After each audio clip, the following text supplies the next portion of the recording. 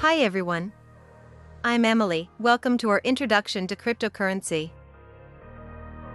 As you may have heard, cryptocurrency is based on complex mathematical algorithms and cryptography.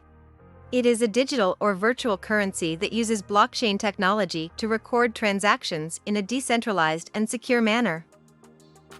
Unlike traditional currencies, cryptocurrency is not controlled by any central authority such as a bank or government.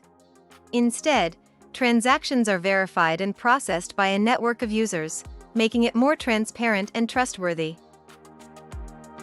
Cryptocurrency has gained popularity in recent years due to its potential for fast and secure transactions, lower fees, and protection from inflation.